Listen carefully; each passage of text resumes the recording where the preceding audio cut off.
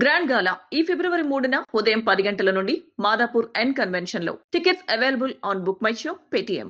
నమస్తే, welcome to I dream. నా పేరు ప్రసాద్. ఉత్తరాంధ్రలో ఎన్నికల వేడి మొదలైంది.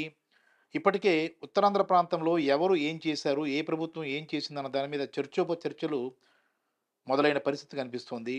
ముఖ్యంగా వైఎస్ జగన్మోహన్ రెడ్డి పదవి బాధ్యతలు స్వీకరించి పాలనా కాలం ముగుస్తున్న సమయంలో జగన్ ఏం చేశారు, సంక్షేమ రంగం పరంగా ఉత్తరాంధ్రకి ఎంతవరకు న్యాయం చేశారన్నది ఇప్పుడు ప్రధానమైన చర్చ రేగుతున్న పరిస్థితి కనిపిస్తోంది.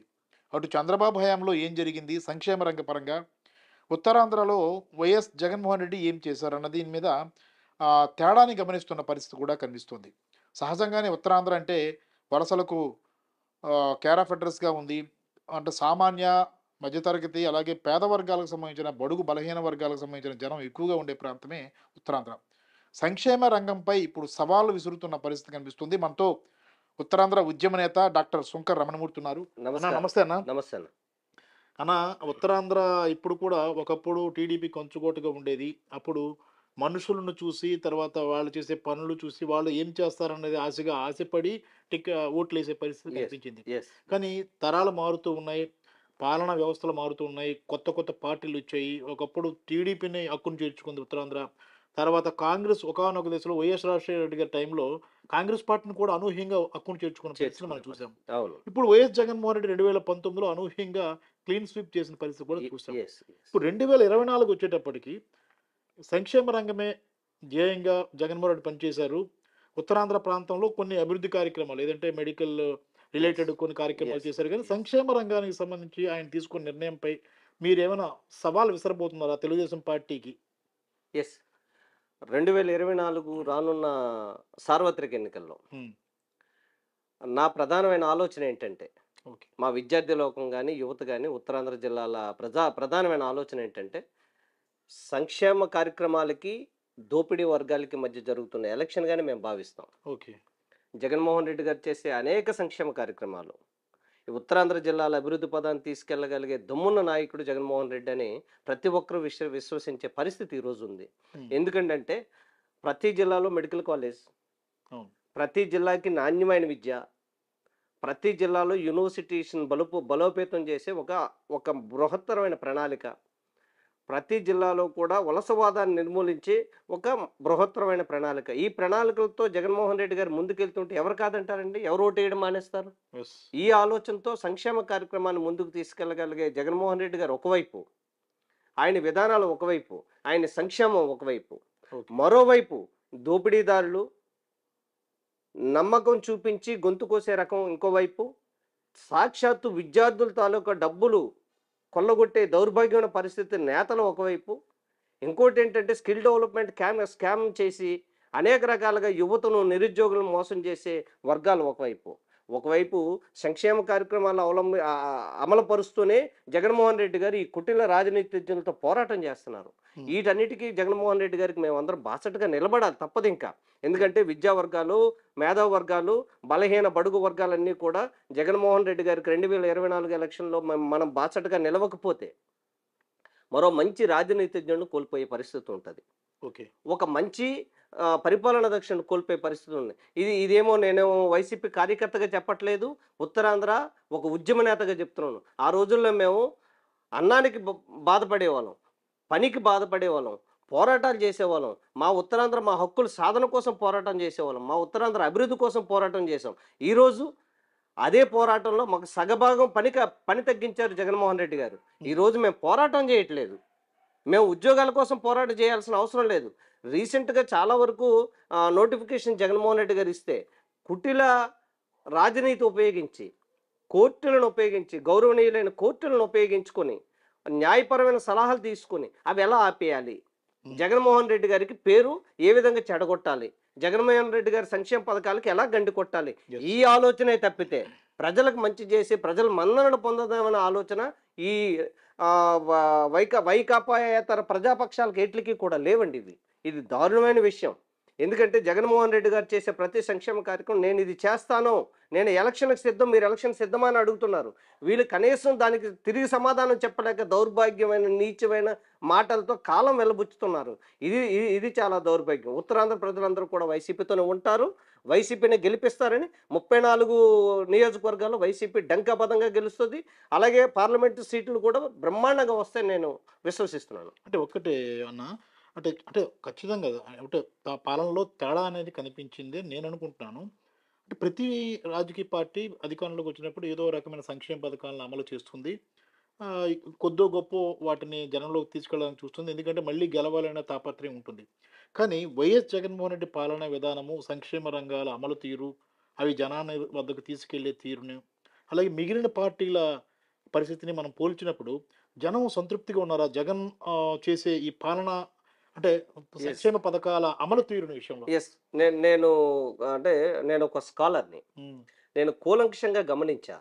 రీసెంట్గా మా స్వగ్రామం పాలవలసలో జగనన్న అమ్మఒడి హ్మ్. అనే కార్యక్రమానికి మా గ్రామం కనుక ఒక విద్యావేత్తగా నేను కూడా అటెండ్ అయ్యా. ఓకే. అటెండ్ అయితే అందులో మా మా మా గ్రామం పాలవలస, మా పక్క గ్రామం పునపరెడ్డిపేట, మొత్తం 4-5 గ్రామాలకు సరిపడా మా జడ్పీ హై స్కూల్. ఓకే. ఈ జడ్పీ హై స్కూల్లో అన్న ప్రసాద్ అన్న, నువ్వు ఆశ్చర్యపోతావు, ఒక అమ్మాయిని మాట్లాడమని చెప్పారు. హ్మ్. అమ్మ ఇప్పుడు అమ్మ ఒడి మీకు ఎలా ఉపయోగపడుతుంది, ప్రభుత్వ పథకాలన్నీ కూడా పనితీరు బాగానే ఉందా, ఒకసారి మాట్లాడమ్మా, లేచి నిల్చుండి అంటే, టు బి ఫ్రాంక్, నేను ఒక స్కాలర్గా మేము కూడా ఒక్కోసారి ఇంగ్లీష్ మాట్లాడగలుగుతామో లేదో, ఒక్కొక్క దీంట్లో మాకు కూడా కొంత షై ఫీలింగ్ ఉంటుందేమో నేను అనుకుంటుంటే, ఆ అమ్మాయి అద్భుతంగా హ్మ్.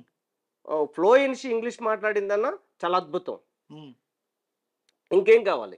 అంతే కదా! ఉత్తరాంధ్ర ప్రజలకి వాళ్ళ తాలూకా పిల్లలు ఏదైతే సామాజిక మాధ్యమాల్లో ఏ లాంగ్వేజ్ అయితే ఉపయోగపడుతుందో, ఉద్యోగాలకు ఏ లాంగ్వేజ్ అయితే ఉపయోగపడుతుందో, కమ్యూనికేషన్కి ఏ లాంగ్వేజ్ అయితే ఉపయోగపడుతుందో, ఆ లాంగ్వేజ్ అనర్గళంగా మాట్లాడినప్పుడు రేపు పొద్దుట ఇంటర్వ్యూస్ ఫేస్ చేయాలన్నా సివిల్ సర్వీస్ కానీ, ఏపీపీఎస్సీ కానీ, లేదంటే ఇంకొక ప్రైవేట్ ఆర్గనైజేషన్ చాలా వస్తున్నాయి, వాటిల్లో ఇంటర్వ్యూస్ ఫేస్ చేయాలన్నా కూడా వాళ్ళ పిల్లలు అనర్గళంగా ఇంగ్లీష్ అప్పట్లో ఇంగ్లీష్ మాట్లాడడం అంటే ఎవరో ఒక ఇంజనీర్ కొడుకో, లేకపోతే ఒక ఎస్పీ కొడుకో, కలెక్టర్ కొడుకు వీళ్ళు మాట్లాడాలి. ఉత్తరాంధ్ర జిల్లాలో ప్రతి పేద విద్యార్థి కూడా మాట్లాడుతున్నాడు ఇంగ్లీష్. ఇంకంతకన్నా ఇంకేం కావాలి? యెస్. సంక్షేమ కార్యక్రమం, ఇంకా నాడు నేడు బడుల విషయంలో కానీ అద్భుతంగా ఉన్నాయన్న. కాన్వెంట్కి లేకపోతే ప్రైవేట్ స్కూల్కి సరిపడా అంతకన్నా ధీటుగా ప్రభుత్వ పాఠశాలలు ఉన్నాయి.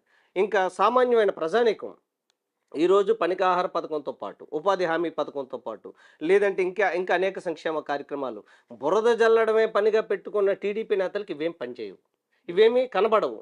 నేనేమంటున్నానంటే ప్రతి సంక్షేమ కార్యక్రమంతో పాటు అభివృద్ధి కార్యక్రమం కూడా అందులోనే మిళితమై ఉంది. చాలామంది మేధావులు కోడిగుడ్డుకి వెంట్రుకలు పీకేటట్టు ఆ సంక్షేమ కార్యక్రమాలే, అభివృద్ధి లేదంటారు. గతంలో సీనియర్ జర్నలిస్ట్ ఒక ఆయన ఎంవీఆర్ శాస్త్రి గారు అని ఒక ఆయన ఉండేవారు. ఆయన ఒక ఆర్టికల్ రాశాడు. జనోద్ధరణ, జనాకర్షణ 2 పథకాలను రాసేవాడు. అప్పట్లో BJP government, Congress government versus ఉండేటప్పుడు బీజేపీ జనాకర్షణ జనోద్ధరణ, లేదంటే కాంగ్రెస్ జనాకర్షణ జనోద్ధరణ, ఈ పథకాల మీద ఆయన ఒక ఎనలైటికల్గా ఒక వ్యాసం రాసేవాడు. అందులో అది నాకు ఇప్పుడు గుర్తొస్తుంది. జనోద్ధరణ, జనాకర్షణ 2 భాగాలకు విభజించలేము ఇప్పుడు జగన్మోహన్ రెడ్డి సంక్షేమ కార్యక్రమాలని. ఫ్రాంక్లీ జనోద్ధరణ, జనాకర్షణలోనే జనోద్ధరణ ఉంది. ఇది చాలా ఆశ్చర్యకరమైన విషయం. మనం రెండిట్లో కూడా మిళితం చేయలేము. సంక్షేమ కార్యక్రమాలని, అభివృద్ధి కార్యక్రమాలని 2 వేరువేరుగా చూసే దౌర్భాగ్యమైన పరిస్థితుల్లోంచి సంక్షేమ కార్యక్రమాలతో పాటు అభివృద్ధిని కూడా చూపించగల దమ్ముని లీడర్ వైఎస్ జగన్మోహన్ రెడ్డి. ఇది చాలా ఆశ్చర్యకరమైన విషయం. ఇది కొత్త ఒరవడి. 2 డివైడ్ చేసేవారు, సంక్షేమం, అభివృద్ధి అనేది. ఇప్పుడు సంక్షేమ అభివృద్ధి కాదు, సంక్షేమంలోనే అభివృద్ధి ఉంది, ఆకర్షణలోనే అభివృద్ధి ఉంది. ఇలాంటి దమ్ముల లీడర్ మళ్ళీ ఒకసారి రాష్ట్రానికి సీఎం అయితే రాష్ట్రం బాగుపడుద్ది. ఇన్ కేసు రాష్ట్రానికి సీఎం కాకపోతే రాష్ట్రం మళ్ళీ 50 సంవత్సరాలు వెనక్కి వెళ్ళిపోయింది. రైట్. అంటే ఇంకో కీలకమైన విషయాన్ని మీరు ప్రస్తావించారు. అంటే చాలా కార్యక్రమాలు అమలు చేయాల్సి ఉంది, వాటిని గాడిలోకి తీసుకురావాలి, వాటిని ప్రారంభింప చేయడానికి సిద్ధంగా ఉన్న పరిస్థితుల్లో న్యాయస్థానాల్లో, గౌరవ న్యాయస్థానాల్లో కొంతమంది కావాలనే పిటిషన్లు వేయడం, దాన్ని బ్రేక్ చేయడం, దాన్ని మరింత ఆలస్యం చేయడం అన్నీ జరుగుతున్న నేపథ్యంలో ఎలాంటి సవాల్ విసురుతున్నారు తెలుగుదేశం పార్టీకి సంబంధించిన నేతలు, వాళ్ళ మద్దతుదారులే ఇలాంటి పిటిషన్లు వేస్తున్నారు అనేది బహిరంగ రహస్యం. ఇలాంటి వారిని మీరు ఎలా ఖండిస్తారు? అలాగే తెలుగుదేశం పార్టీ నేతలకు ఎలాంటి సవాలు విసురుతారు? ఈ సంక్షేమ పాలనకు సంబంధించి మీరేమైనా సవాలు విసరదలుచుకున్నారా? యెస్. గౌరవ చట్టాలను ఏవో కొన్ని సాకులు చూపించి ఉపయోగించుకోవడం కాకుండా, ఈ తెలుగుదేశేతర పక్షాలన్నీ కూడా తెలుగుదేశం, జనసేనో ఇంకోటి ఈ పక్షాలు వైకాపేతర పక్షాలన్నీ కూడా ఈ కుటిల సాకులతో న్యాయస్థానాల్లో వాళ్ళ తాలూకా పబ్బం గడుపుకోకుండా నేనేమంటున్నానంటే, ఉత్తరాంధ్ర ఉద్యమ నేతగా నా సవాల్, మీరు దమ్ముంటే ఒక కింజరాపు అచ్చెన్నాయుడు గారు గాని, ఒక అశోక్ గజపతిరాజు గారు గాని, అయ్యన్న పాత్రుడు గారు గాని ఎవరైనా కూడా తెలుగుదేశం సీనియర్ నాయకులకు అందరికీ కూడా ఒక ఉద్యమ నేతగా నా సవాల్ ఏంటంటే, అభివృద్ధి, సంక్షేమం 2 విషయాల మీద చర్చకి ఎక్కడికైనా మేము వస్తాం. మీరు రండి. వస్తే సంక్షేమం, అభివృద్ధి కార్యక్రమాల్లో మేము ఇది చేశామని చూపిస్తాం. మీరు ఒకవేళ దానికి ఓడిపోతే మీరెక్కడ పోటీ చేయకూడదు. హ్మ్. లేదంటే మీరు మా మా మా వాదన ఇదయిందనుకోండి, తప్పిదమైందనుకోండి, మీరేం శిక్ష వేసినా నేను ఒప్పుకుంటాను. ముఖ్యంగా ఉత్తరాంధ్ర ఉద్యమ నేతగా నేను ఒప్పుకుంటాను. ఎందుకంటే గత 20 సంవత్సరాల నుంచి ఉత్తరాంధ్ర అభివృద్ధి ఎజెండాగా నేను జెండా మోసాను. ఈరోజు జగన్మోహన్ రెడ్డి గారిని మేము మళ్ళా ఆంధ్రప్రదేశ్‌లో ముఖ్యమంత్రి కావాలనుకుంటున్నాం అంటే సంక్షేమ కార్యక్రమాలు మా కళ్ళ ముందు కదలాడుతున్నాయి. అందుకు నేను సవాల్ విసురుతున్నాను. అశోక్ గజపతిరాజు గారి మీద గాని, అచ్చెన్నాయుడు గారి మీద గాని, ఎర్రమనాయుడు మీద గాని, మన అయ్యన్న పాత్రుడు గారి మీద ఎవరి మీద నేను పోటీ చేసి నెగ్గాలన్నా దమ్ముని నేను నెగ్గుతాను. మీరు నా సవాల్ స్వీకరించి మీరు ఎక్కడ పోటీ చేయమన్నా చేస్తాను. మా పార్టీ లేదంటే వైఎస్ఆర్ కాంగ్రెస్ పార్టీ నాకేమైనా అవకాశం ఇస్తే వీళ్ళ ముగ్గురులో ఎక్కడ పోటీ చేయమని నేను చేస్తాను. 100% నేను గెలుస్తానని సవాల్ విసురుతున్నాను. ఈ సవాల్‌కి మీరు కట్టుబడి ఉంటే చర్చకి ఎక్కడైనా సిద్ధమని నేను మనవి చేసుకుంటున్నా. రైట్ అన్న. థ్యాంక్ యూ వెరీ మచ్ అన్న. చూసారు గదా! మామూలుగా లేదు. ఎందుకంటే వైఎస్ఆర్ వైఎస్ఆర్‌సీపీ చేపట్టిన సంక్షేమ పథకాల్లోనే అభివృద్ధి ఉందన్నది ఉత్తరాంధ్ర ఉద్యమ నేత చెబుతున్న కీలకమైన అంశం. ఇంతవరకు అభివృద్ధి వేరు, సంక్షేమం వేరు రకరకాలుగా ప్రచారాలు చేసిన తెలుగుదేశం పార్టీ గాని, సంక్షేమ రంగంలో ఎవరు ఏం చేశారనే దీని మీద సవాలుకు సిద్ధమా అని ఆయన డిమాండ్ చేస్తున్న పరిస్థితి కనిపిస్తోంది. తెలుగుదేశం పార్టీకి సంబంధించిన అయ్యన్న పాత్రుడు గాని, అచ్చెన్నాయుడు గాని, లేదంటే అశోక్ గజపతిరాజు లాంటి సీనియర్ నేతలు దీనికి సిద్ధమా, చర్చకు సిద్ధమా అని సవాల్ విసురుతున్న పరిస్థితి కనిపిస్తోంది. సంక్షేమ రంగం విషయంలో తెలుగుదేశం ఏం చేసింది? వైఎస్ఆర్ కాంగ్రెస్ పార్టీ ప్రభుత్వం వచ్చాక ఈ 5 ఏళ్లలో ఏం చేసిందన్నది మేము నిరూపిస్తామని కూడా ఆయన సవాల్ విసురుతున్న పరిస్థితి కనిపిస్తుంది. మొత్తం మీద చూసుకుంటే ఉత్తరాంధ్ర అనగానే మనకి చాలా పేద పేదరికము అన్నీ కూడా మనకి కళ్ళ ముందు కదలాడే పరిస్థితి ఉంటుంది. వాళ్ళందరికీ కూడా ఇప్పుడు ప్రస్తుతం సంక్షేమ రంగం పూర్తి స్థాయిలో అమలవుతున్న నేపథ్యంలో, సంక్షేమ పథకాలు పూర్తి స్థాయిలో అమలవుతున్న నేపథ్యంలో వారందరికి కూడా పూర్తిగా న్యాయం జరిగింది. వైఎస్ జగన్మోహన్ రెడ్డి మళ్ళీ గెలిస్తేనే ఇది మరింతగా పరిఢవిల్లుతుంది, మరింతగా మేలు జరుగుతుంది అన్న భావన అయితే ఉద్యమ నేతల్లో కనిపిస్తోంది. కెమెరామెన్ మూర్తితో Prasad, I dream media, Visakhapatnam.